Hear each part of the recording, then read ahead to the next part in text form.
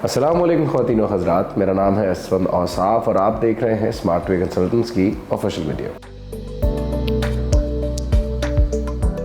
ख़वातीन व हज़रात, पिछले तकरीबन 6 से 8 महीने में काफ़ी बुरे हालात देखने को मिले DHA कोयटा को।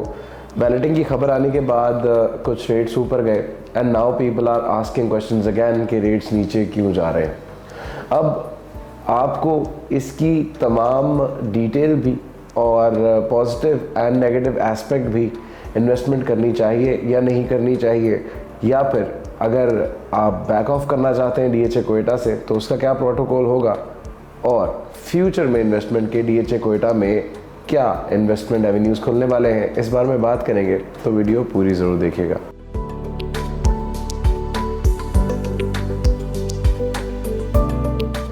तो जनाब, अगर बात करते हैं DHA कोयटा की, तो DHA कोयटा में सबसे पहले बात करते हैं भांत भांत की फ़ाइलों की जो मार्केट में मशहूर की हुई है। मार्केट के लोगों ने, DHA कोयटा ने इस चीज़ को कहीं से भी रिकग्नाइज़ नहीं किया हुआ।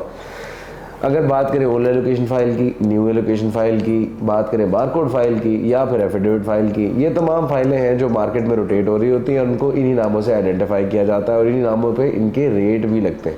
DHA कोयटा ने ऐसी कोई ख़ास रिकग्निशन एलोकेशन फ़ाइल्स में तो ख़ास तौर पर नहीं रखी हुई कि जी मार्च 2022 से पहले जो कर ली, रजिस्टर कर ली, एलोकेशन फ़ाइल हो गई वो ओल्ड और उसके बाद वाली हो गई न्यू एलोकेशन फ़ाइल। ठीक है, अब ये रेट्स और ये फाइल्स की डिस्ट्रीब्यूशन या डिफ्रेंशिएशन मार्केट में क्रिएट की गई है। अब ये मार्केट में क्रिएट किसने की? रियल्टर्स ने की, डिफरेंट ऑर्गेनाइजेशन ने की, डिफरेंट कंपनीज ने की, लेकिन DHA कोयटा की तरफ से कोई ख़ास इस तरह की मेजर अनाउंसमेंट नहीं आई इसकी वजह से इन लोगों पे रोकथाम हो सके या कोई चेक एंड बैलेंस कंप्लीट हो जाए। जो रेट सेट है मार्केट का वही रेट चल रहा। अब अगर दूसरी बात करते हैं DHA कोयटा की, पिछले 6-8 महीनों में क्या क्या मसाइल हुए, 10 तरह के मसाइल हुए, 10 तरह की बातें हमने आपको बताई और हर हमेशा टाइम टू टाइम आपको अपडेट देते रहे।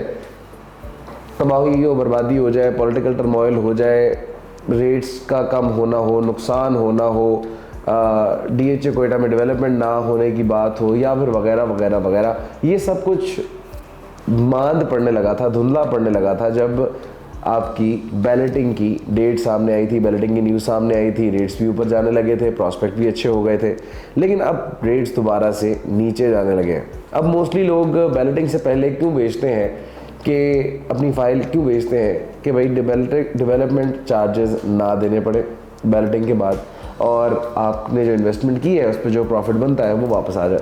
In the case of DHA Quetta नुकसान हुआ, फ़ायदा हुआ, जिसको भी जो हुआ उसने बेची भी, ख़रीदी भी। अभी अगर बायर को देखा जाए, अगर आप हैं लॉन्ग टर्म इन्वेस्टमेंट के ख्वाहिशमंद, अगर आप लॉन्ग टर्म इन्वेस्टमेंट करना चाहते हैं, यानी आपके पास इतने पैसे पड़े हैं जो आप 3 साल तक, 3.5 साल तक ना छेड़ें, तो वो कहीं नहीं जाएंगे और ना ही आपको उनकी ज़रूरत पड़ने वाली है, तो DHA Quetta is the best opportunity way you can invest for 3.5 years at least.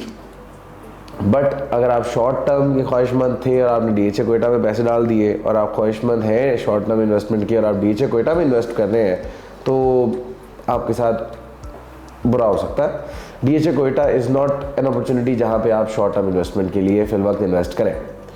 ठीक है, अब आगे की न्यूज़ DHA कोयटा से मुतालिक ये है कि नाउ दिस इज़ मार्केट की बातें होती हैं, मार्केट की ही नॉलेज है।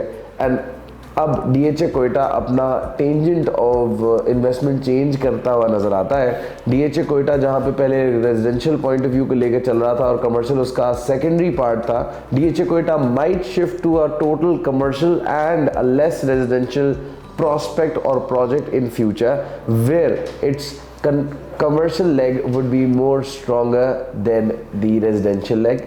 अब अगर कमर्शियल लेग की बात करते हैं तो कमर्शियल लेग में DHA कोयटा या फिर कोयटा बिलखुसूस की अगर बात करें तो कोयटा के अंदर रिक्रिएशनल या फिर बड़े रिजॉर्ट्स या फिर फार्म हाउसेस की मद में चीज़ें मौजूद नहीं है। DHA Quetta with a proper structural balance, और अगर आप आर्किटेक्चरल व्यू की बात करते हैं तो DHA कोयटा ये प्रोवाइड कर सकता है कोयटा के अंदर। And then DHA Quetta might be able to get its money out of the people, जो कि अभी बहुत ज़्यादा रुका हुआ है, क्योंकि DHA कोयटा को अभी कोई भी ख़ास तौर पर मार्केट में ख़ास लिफ्ट नहीं मिल रही है, बिकॉज कुछ है नहीं। खास बात करने को।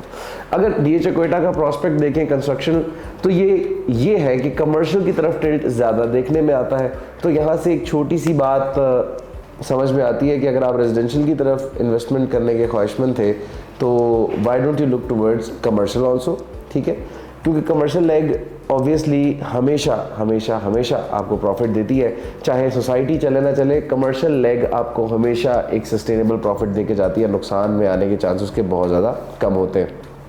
DHA Quetta on the other hand is a sustainable society with a slow pace, it will succeed but after a few years, not right now. आज कल की बात नहीं है, साल, 1.5 साल, 2 साल, 3.5 साल, 3 साल की बात है। अगर तब तक कर सकते हैं इंतज़ार करिए, long term investment DHA Quetta से बेहतर कोई सोसाइटी नहीं उस मद में। अगर शॉर्ट टर्म के ख्वाहिशमंद है तो बाकी भी बहुत ज़्यादा सोसाइटीज़ हैं, आप वहाँ पर इन्वेस्ट कर सकते हैं।